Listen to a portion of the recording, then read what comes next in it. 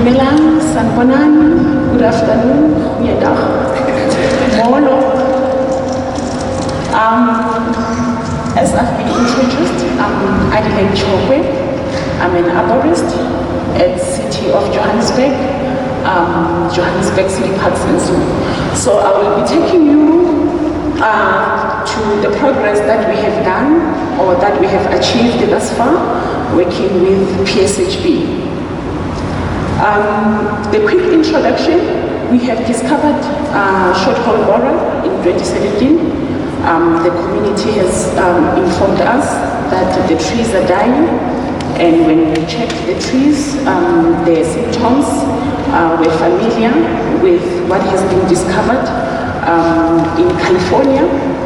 And since then, till date, all the 7 regions of City of Johannesburg have been affected by short-haul borer, from Region A to Region G in Orange Farm. So unfortunately, all the regions within the City of Johannesburg have not been spared. Going forward, fast forward, we have partnered with the University of Pretoria under FABI, which is Forestry, Agriculture and Biotechnology Institute, with vets and also the various ratepayers association. The research has been ongoing. We have been mapping trees, identifying different species that have been affected by the PSHB, and so far the highly affected species is the London plane, which is the London plane is the key tree in the City of Johannesburg. Almost every street has that tree. And so far, in terms of progress, we have removed more than 400 trees. The progress is slow, but we'll get there eventually. And due to COVID-19 pandemic in the previous 2 years, we couldn't focus more on removal because everything was just shut down. So unfortunately, our slides here are not very clear. The first one here is the box elder, the Acer Migundo. It's highly infested, and this tree in particular is a reproductive host for the PSHB. And the reproductive host, for those who don't have the information, is the tree that where the beetle is able to reproduce. And the non-reproductive host is the tree that the beetle is able to infect, but is unable to reproduce. Over time, it dies. So these trees here, it's your Acer Migundo. The second one is the London plane. And the third one is our indigenous, the Congretum erythrophyllum. This picture was taken in Soweto, in Mufolo Park. This one was taken in Parkhurst, and this one was taken at Craig Hall Park. So we can see that it's different locations. Some of the reproductive host trees in the City of Johannesburg are the trees that we love the most.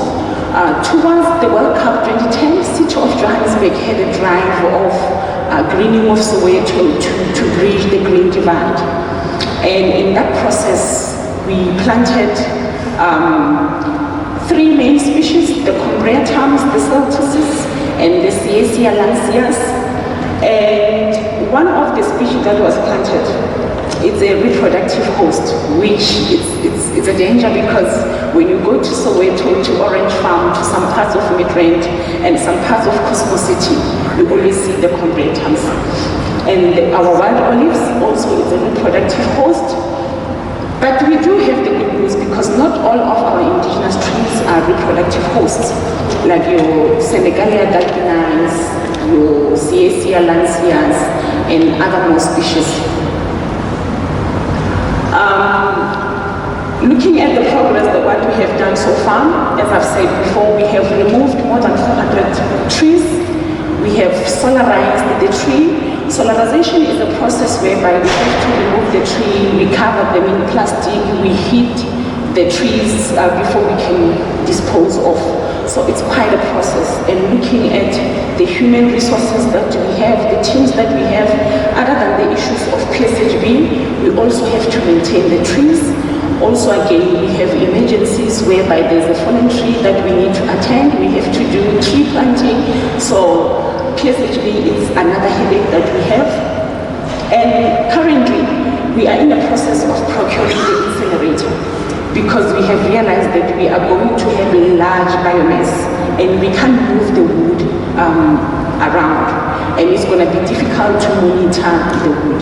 So looking at what other countries are doing, and also we prefer to follow suit so that we can be able to also accommodate our communities, because currently the facilities that we have for solarization is for only our operations.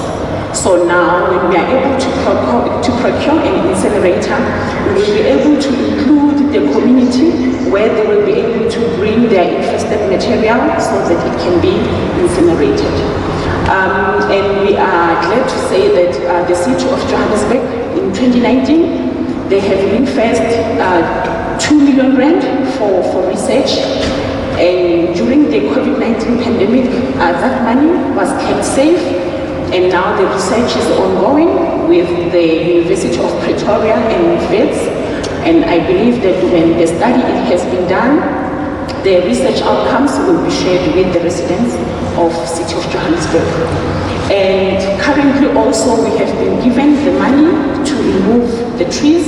More than 450 trees will be removed in this financial year. We have hired the contractors, which is myself. I will be able to monitor them. They're going to work within various regions, but I'm going to monitor that everything is done according to our standard operating procedures. And the regions that will be dealt with, it's mainly Region B, Region E, and Region F, which are one of our highly infested regions. And this is where we get most of the complaints, and I can say I want to be controversial, where there are most Leonard residents, where they will ask you, are you qualified? And now you have to justify that you are indeed qualified. And I understand they have developed a very fond relationship with their trees, and it's sad to see the trees are dying. Unfortunately, a tree is like a human being. It has a lifespan, and their lifespan comes in different ways. Some they can topple over, some they can just die, and some they will be pests and diseases. So this is the idea of the incinerator that we want to procure. The supplier is somewhere in Cape Town, so once everything is finalized, most definitely the residents will have to update them because they are our stakeholders, and this is another incinerator, but between the two we'll have to use one, and we'll have to opt for one that is going to be environmentally sustainable and will be able to measure the air emissions. On designated dumping sites, we have identified few sites where the residents they can use. And we were able to identify the old Parkhurst sports ground facility, and we were able to register that. But as all we know that in the city of Johannesburg we have problem with homelessness. When now we went to that facility in order for us to ring-fence it, and there are people staying there. And when you have to deal with homelessness, you need to ensure that you involve all various stakeholders, the Human Rights Commission, the so-and-so, and that's another process. So we had to halt it because there's human rights involved.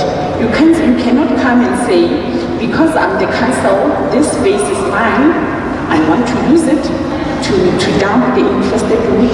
You guys, you need to move. Unfortunately, it doesn't work like that. There are processes, and sometimes they are very strenuous.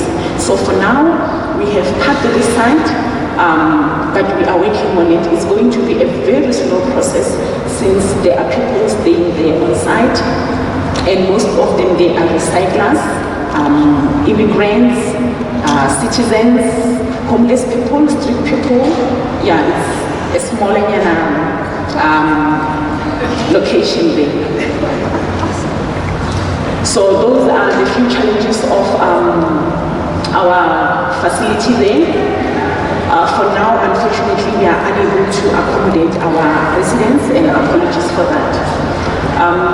The incinerator, for now, we see it as a solution whereby we can accommodate this citywide problem. The progress on research, as Johannesburg City Parks and Zoo, we have played a very integral part on ensuring that we have the integrated framework that also talks to the functions of the municipalities. And thank you very much, Kay, because you have accommodated us and our challenges as well. And we have updated the phytosanitary protocols, working with our stakeholders, the universities. And also we have done training on biosecurity app, myself and other colleagues, so that when we are on site, we are able to map for monitoring purposes. And we have done the drone technology and remote sensing to see if we can be able to monitor PSHB, and other potential invasive pests using this technology. Once the universities that we are working with, they are done with the data, it will be shared with the public. So the challenges so far since 2017 that we have dealt with, the complexity of removal and disposal of infested material. This is very challenging, and at times it's hard to explain to residents that it's not as easy as you want it to be, because you need to cut the tree, and some of the tree, they are bigger than myself. The circumference of the tree is roughly 3 meters. It's very difficult working with large trees, and the removal of each tree can cost between 5,000 to 15,000 or even more to remove a tree, only one tree. So imagine if we have to remove thousands of trees. So it also requires money and patience. But slowly but surely we are working on it, and every day we are learning. And also the other challenge, we have to deal with the opportunists. This one, for us, the 80s and the 70s, we used to go to the cinema. When we were at the cinema, before the movie started, they will say, beware of the raptures, because they may snatch your bag without seeing it. So if we have these problems, the opportunists, they are always there. And I was happy that I was a research student, so I was able to see gaps. There's one company, we can't mention names, that came, it was on Thursday, to say, guys, can we cut the tree and see how this short-hole borer looks like? We want to look at, the logs. On Sunday, they sent in a WhatsApp message to say, hey, hold on, we have a solution. We have the chemical that can actually kill the borer. At times I'm a bookworm. I read more often. And as a horticulturist, I know that once a tree has a fungus, any fungus, and the fungus is established, you can't cure the fungus in that tree. Never. But you can manage, maybe in a vineyard, but in a street tree, it's either the tree dies and you replace. And I had to fight from tooth and nail to say, no, this is not going to happen.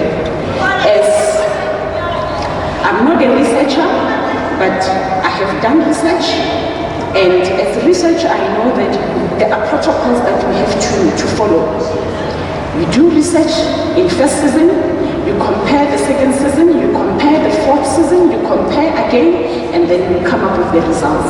Because that thing, you can also take doom on the petri dish. Obviously, it's going to die. And yeah, I'm becoming famous for that, but I have saved company and Johannesburg City Parks and Zoo and the city of Johannesburg money they were talking about 250 something million. So opportunists are always there. And the other challenge is lack of disposal site for COJ customers. And the other one that I want to emphasize on is monoculture planting. You go to Horton, Parktown, Parkhurst, most suburbs within the city of Johannesburg. You will find London plains. If it's not London plains, it's jacarandas and some few other species. So now we have an invasive pest, and all those trees that are planted, now they are attacked. Now we are left with what? With the desert. Because we only have the main 3 species, your oaks, your London plains, and your jacarandas. So it means now the jacarandas, they get to live because they are not affected, but the rest, they will be affected. They are affected and they will have to go at some time. And also one thing, we are very proud that I was able to stand the ground to say, we are not removing all the affected trees. Let's learn and understand how this beetle behaves in South African context. Yes, in California is there, but also here in South Africa, let's learn it, understand it better, and then over time, we will get to manage it, like any other pest and diseases. So, and for that, imagine if we have removed all the London plains because they are affected, and now they were going to say, no, that toy lady, she advised that. They are not going to say the agriculturist did that toy lady, she advised that. So sometimes, you know, as officials, we need to stand our ground, but at the same time, not being arrogant, educating our public that this is the way to go. Let's try and look at different perspectives. Yes, it's personal because it's our trees, but sometimes there is nothing much we can do. In conclusion, we won't be able to eradicate PSHB. I'll give you an example with the ash borer. It's been in Canada, the England, the Americas for years. And now the PSHB as well has been there for years. So what will happen, it will form part of the invasive pest management where we are able to manage instead of eradicating, because eradicating we won't be able to do it. And the battle for management is going on. And I would like to thank our stakeholders because they are very active. They assist us in terms of planting new trees because they have learned to accept that these old trees are going to die. So they are working with us, they're donating trees, they're planting trees. Now we are in working harmony, even though we face challenges here and there, but our stakeholders now, they are no longer against us, but with us, so at least I can sleep at night. This one, I want to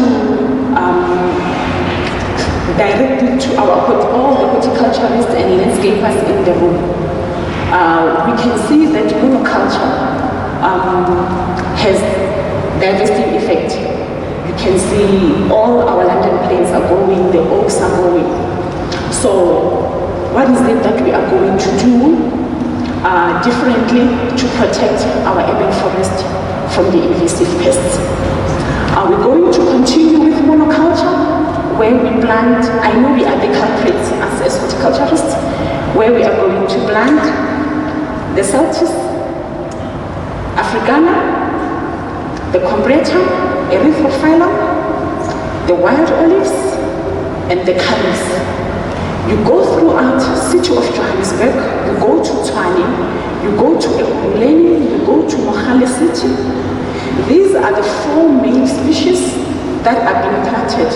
And in South Africa, we have diverse plant species that we can choose from. But us as horticulturists, we choose these 4. And if another pest comes, then what happens? Because monoculture is more of a green desert than green in the city. Because if the pest comes, then we are unable to save the trees. So can we make the mistake of the past where our predecessors only planted 4 or 5 main species? I think we need to change how we do things, especially us as horticulturists, landscapers, and other people who are involved in tree planting. These are my colleagues who ensure that the research is going smoothly. Thank you, and I thank you.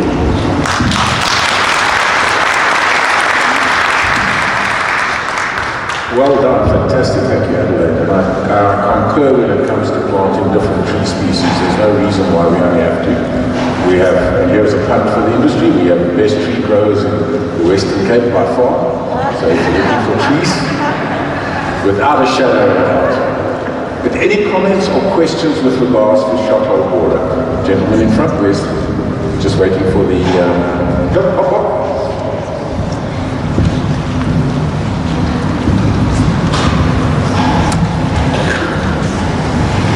Hi, Telfin Harris, Friends of Kingston Forest Park.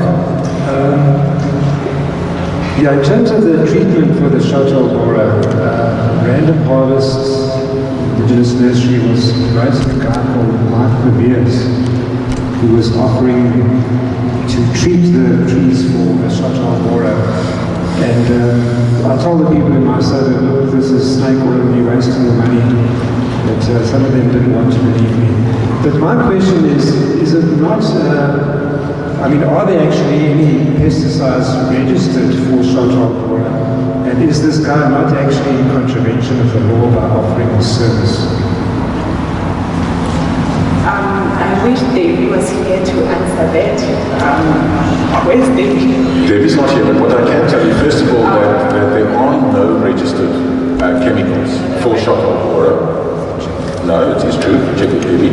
But what Debbie Muir told us at our forum meeting last week in Durban, which was sort of hot off the press, is that they are busy working on biological agents. But there's still a lot of research to be done. Because even if they find something that's going to work, it's going to have to be tested over a long period of time, we know this. But there must be something. Because if we look at the history of the Chokoe Bora and where it comes from, technically speaking, there should be no trees in Vietnam, and yet there are. So something in the natural process keeps it in check. And what Adelaide said is very true. We have to understand this pest in the South African context. It's been around for a relatively short time. We know that it's extremely harmful, but at the same time, we don't really know what's going to happen in the long term. So I think there is hope on the horizon.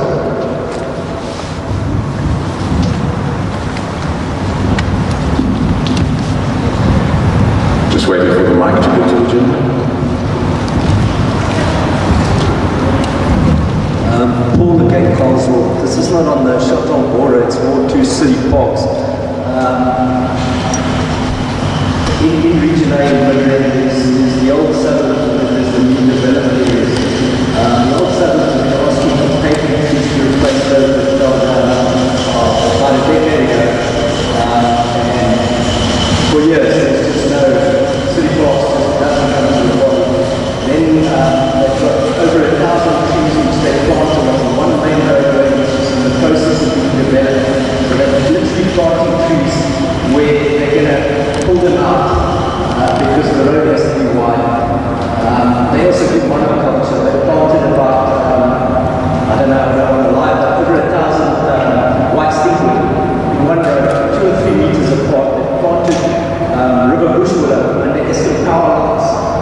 When they planted these trees, the root walls were all exposed. That to me is just a waste of money and resources. Why does this happen? And on such a large scale, we're talking thousands of trees, of which a good 20% were not planted correctly.